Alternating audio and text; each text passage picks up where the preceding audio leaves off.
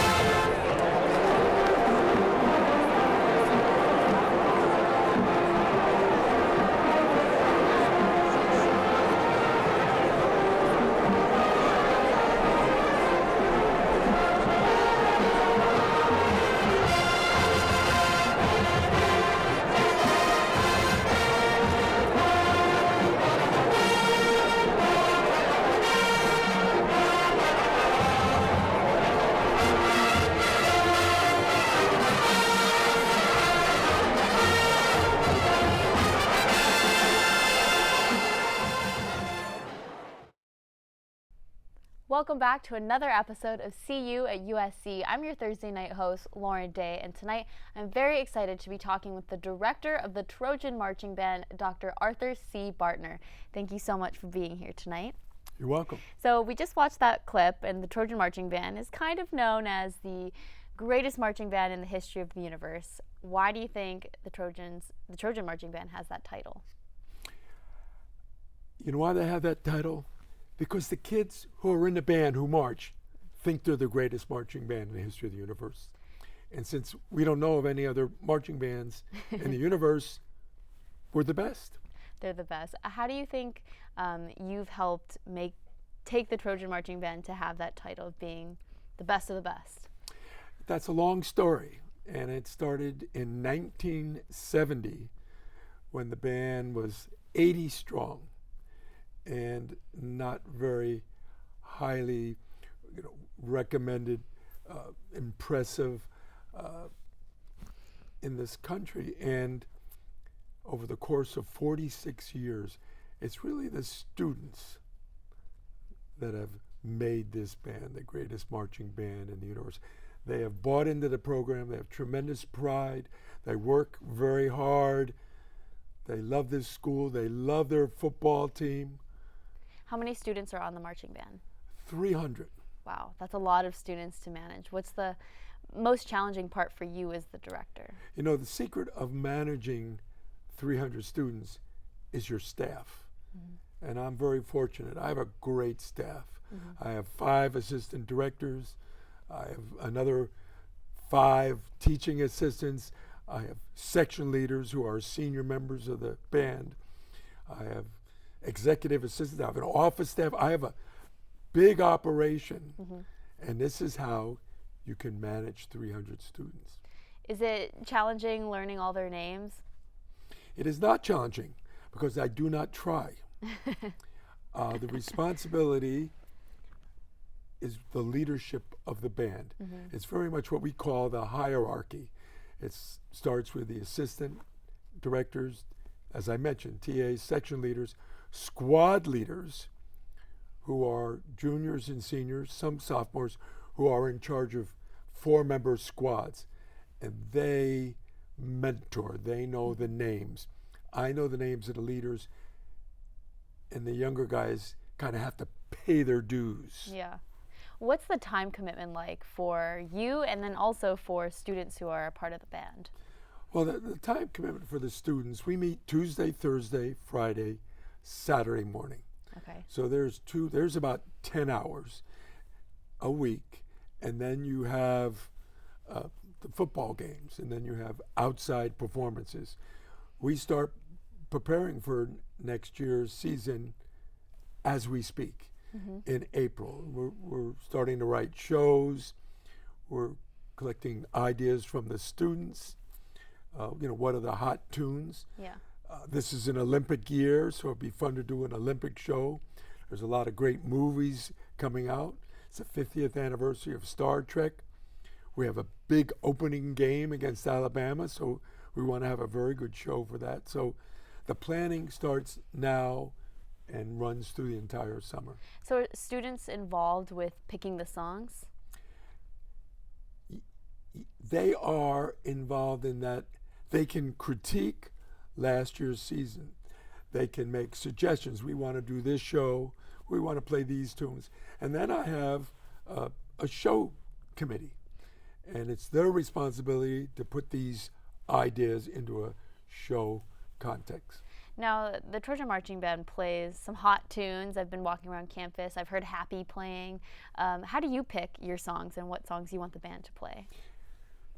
Well, we get all these tunes, we put them on a CD, and we start listening. And the secret is what tune relates to the band.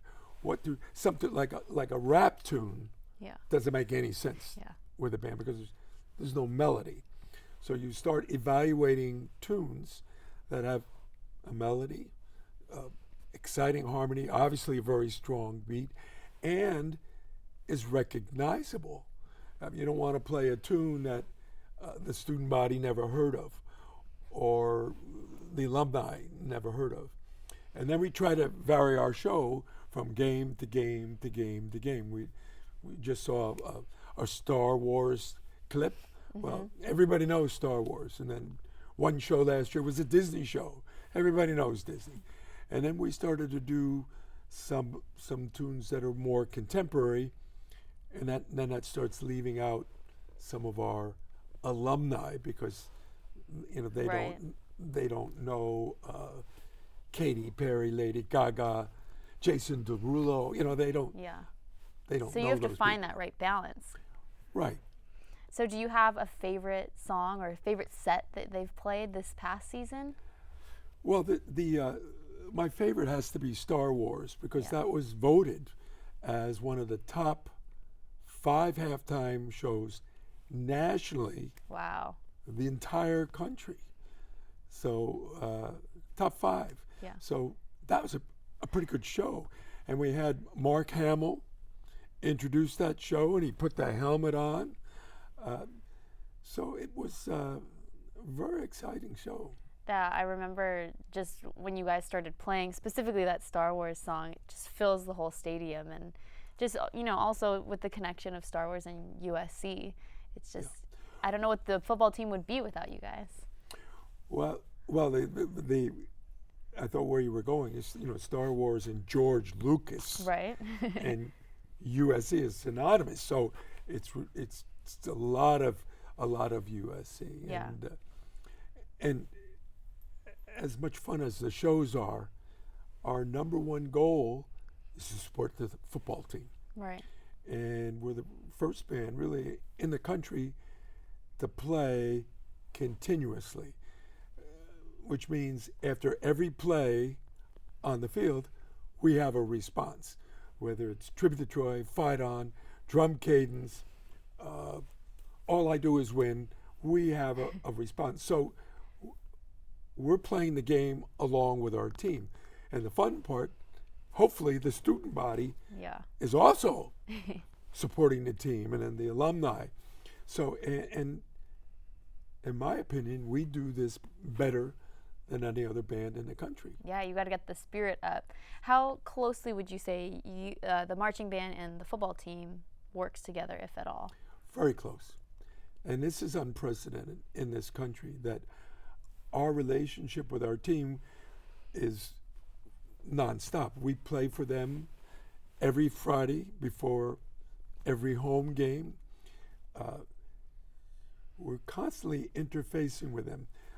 Clay Helton, the football coach, is a good friend of the band. John Baxter comes over and talks to my leaders. Cody Kessler was a good friend of the band. I'm now working on Max Brown. So there's this constant traditions with our team. After the game, if you've ever stayed, we always, after we win, of course, we always bring the star football player over and he conducts the band with sword in hand. So we have all these traditions which are pretty wonderful. How important do you think it is to have a strong marching band for the school and that the football spirit basically at games? Well, the great programs have great bands. Yeah. Except for maybe Stanford. We're playing Alabama at the beginning of the year. They have a great band. Notre Dame, who is an alumnus of this band program, has a great band, great fight song. So if you see where the great football programs are, 99% have great bands. Now, going back to the music a little bit, do you have to get the rights to each song that you play? The university has a kind of an umbrella that covers all music that's performed on this campus. Okay. Now, I didn't know this before, but I heard that you don't have to have prior experience playing an instrument to join the band.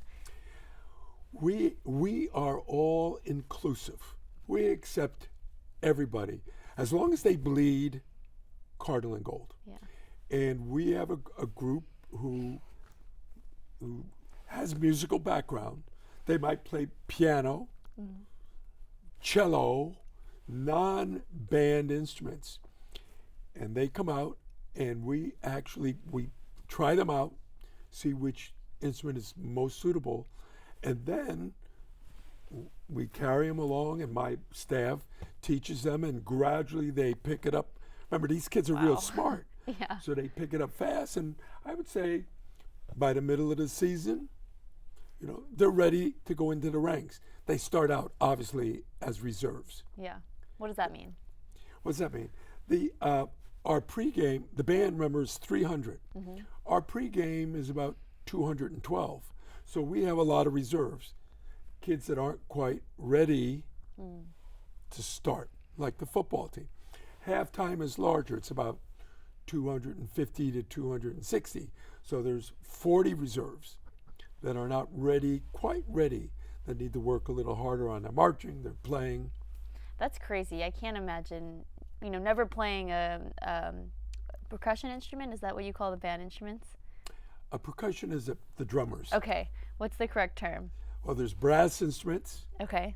And there's woodwinds, and there's saxophones, and there's percussion, and then there's gals who twirl the silks. Well, I just can't imagine never really playing one of those instruments and coming in. Is it hard to get the students to be all on the same level, since you do have people who've never played before? The toughest part, and what is unique about the marching band, is to be able to play and march at the same time. Yeah. Because you're playing a tune, which is already memorized. You're marching because you've studied the drill and you know where you're going, and you've got to put this all together so everybody arrives at the same time, hits musically at the same time, and it's all correlated. And I have just so that you know, I have a drill designer, I have a percussion instructor, I have assistant directors, I have an arranger. I mean, this is like the football team. It's a big ordeal. We have all these components that make it possible for these students to succeed. Well, we have to take a quick commercial break, but after the break, I want to hear more from Dr. Arthur C. Bartner about how you get these awesome, incredible formations.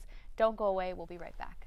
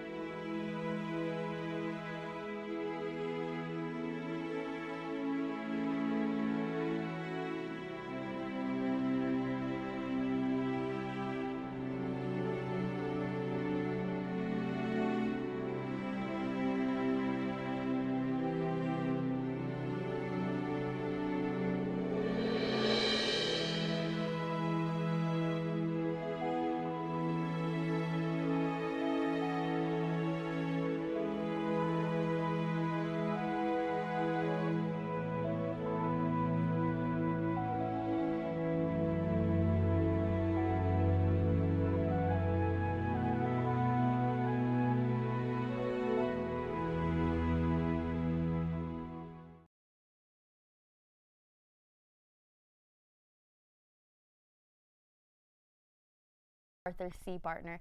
Thanks again for being here. You're welcome. During the commercial break, we were talking about how people don't really see how much work goes into putting on a performance, and how marching and playing at the same time is one of the hardest parts about being in a marching band. How long does it take to teach 300 people formation? Well, our most difficult shows take 2 weeks, and it always starts with the music.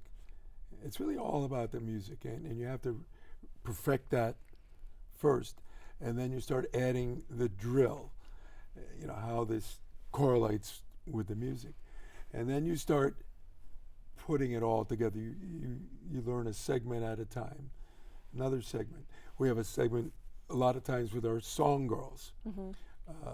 In that Star Wars show, they did the Cantina Band, so we have that segment. We have it's like a miniature Broadway show. Now, when you say segment, it's like each little bit that they're moving. Is that what a segment is? Or? Well, they might not necessarily be moving.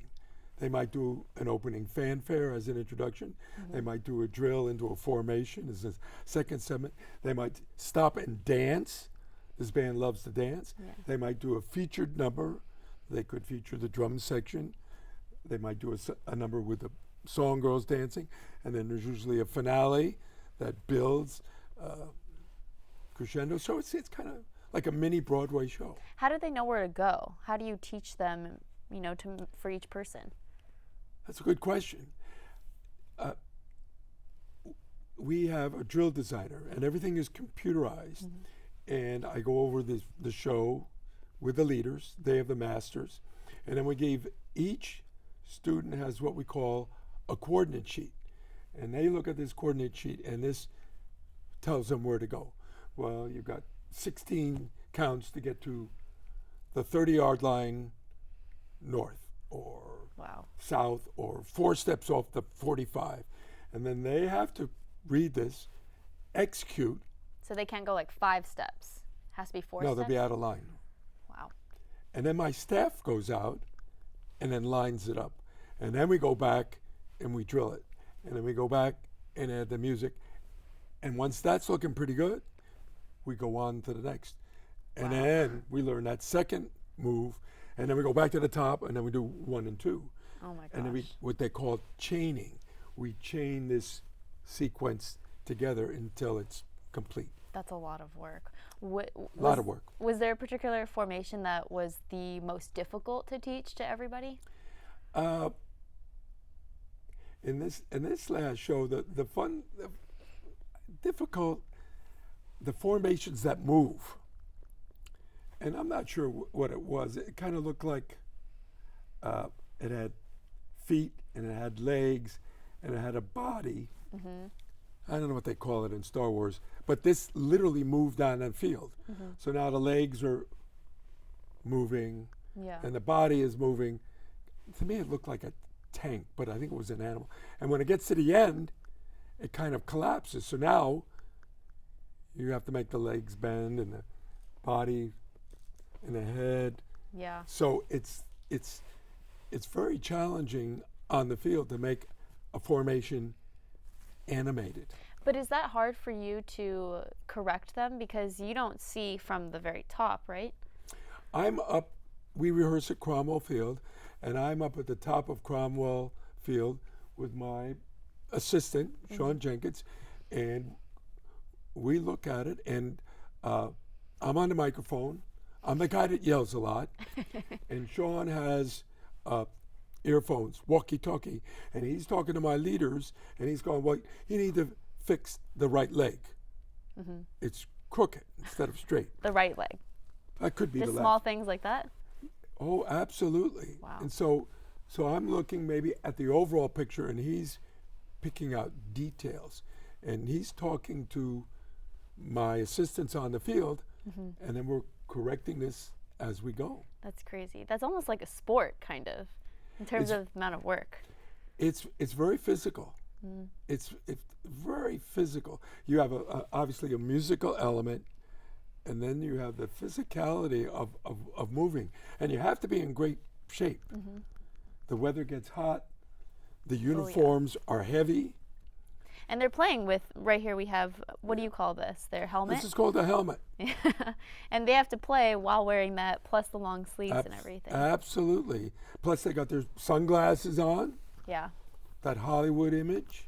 Now, the marching band has performed for a variety of different guest performances at the Olympics, the Grammys, the Super Bowl. Are you involved with booking all of those special events? Yes, I'm kind of, everything passes through me. And this is like a whole nother side of the marching band. We've been talking mostly about the band on the football field, halftime, and then the band's involvement during the course of the game. We have a great pregame where the drum major comes out and stabs the field. We have all these wonderful traditions.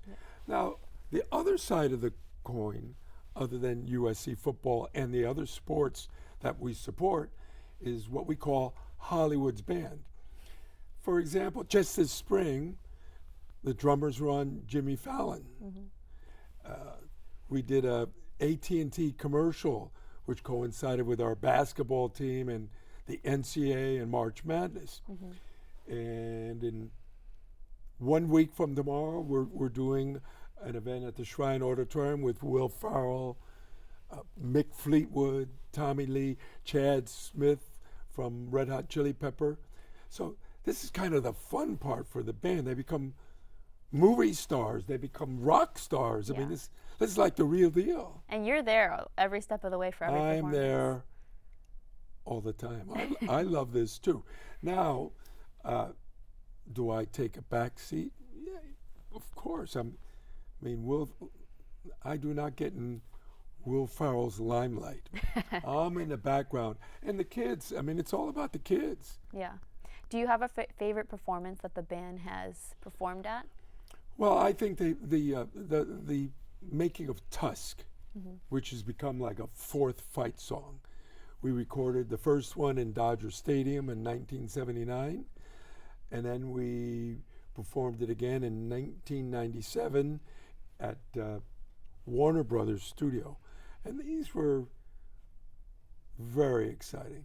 We've been on the Grammys, most recently with Radiohead, which was just absolutely wonderful. Yeah. And the opening of the Olympics in 1984. I mean, it goes on and on. Now, I want to know a little bit about you. When did you know that you wanted to make music your life? That's a good question.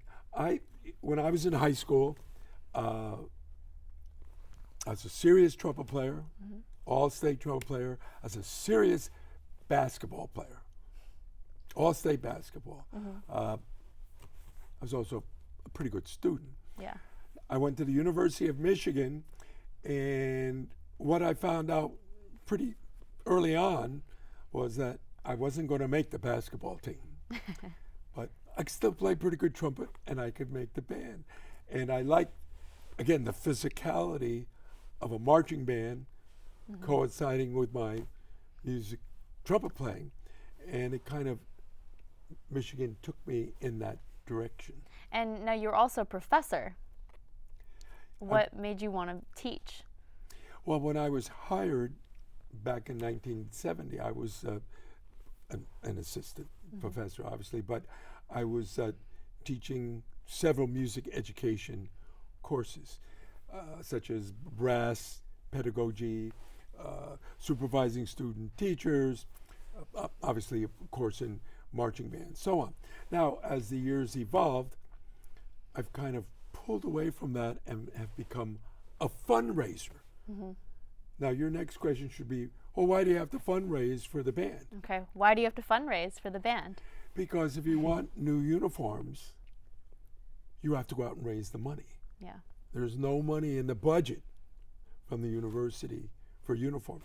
If you want new instruments, you have to go out and raise the money. If you want band scholarships, You have to raise the money. you have to raise the money. If you want to travel, now we do get help from the athletic department for travel and the associates. But then all the rest of the trips, you have to raise the money. So with a 300-piece band, you spend a lot of time fundraising. Unfortunately, we're already running out of time, but I just have one last question for you. Besides band and USC, what is your other passion that you love to do in your free time? My other passion is travel and art museum. Art museums. I love impressionistic art, and I've taken tours all over the world through the world's most famous museum, and I talk about impressionistic art. Awesome. Thank you so much for being here. You are one of the most interesting people I've met, and I'm glad now I know the whole process of the Trojan Marching Band. So thank you again. You're welcome. Be sure to tune in to See You at USC every weeknight at 6:30 right here on Trojan Vision. Good night. That was a great